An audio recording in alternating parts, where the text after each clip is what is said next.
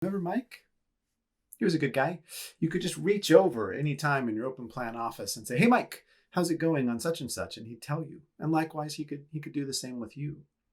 But now, if you ping Mike every few seconds on chat or fire open a new web conference with him, it's going to interrupt him and it's going to cause problems. So, without constantly checking in with him, how do you follow up appropriately when you're working in digital circumstances? Well, there's two really important lists that we keep in the Getting Things Done methodology that can help hugely with this. They're called the waiting for list and the agendas list.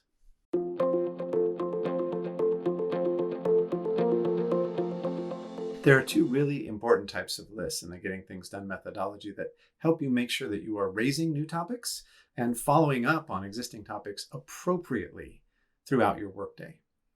The agendas list is about raising things. The agendas list is an ad hoc agendas list. You may have a folder called Mike, and you just put various things into your Mike folder from time to time.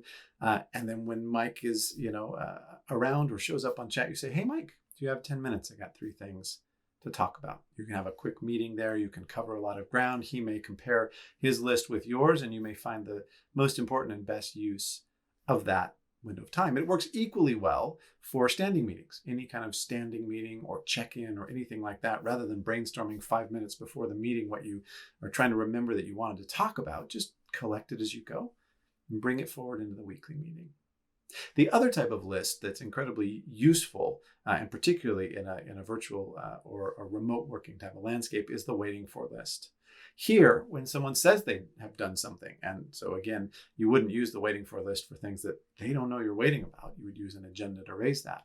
But once someone said they'd do something for you, or once you're waiting for anything to come back for you, could be a package or a parcel, or it could be some deliverable for someone else for a project that you're working on. You just record that.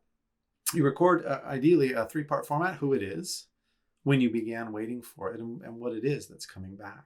With those 3 things, you start to build up a nice long list of all the things out there that are outstanding for you, all the basically bookmarks of all the different things that other people are doing that you care about that potentially are going to help you move your own projects forward. Good sort of corporate hygiene is important now more than ever. When we're working from home, you're sort of cut loose, and in a lot of ways, people are doing things that they wouldn't do in person, right? Like really interrupting each other a lot, or holding a tremendously greater number of meetings to try and constantly check in and get status on things. The waiting for list is really a great way to make sure that you are following up appropriately, but not being rude, right? You're not chasing them every few minutes about something that actually could wait a couple days. You may not be the only person in their world asking them for stuff. So between the ad hoc agendas list and the waiting for list, it becomes a lot easier in a remote working environment to keep your manners and still get a lot of stuff done.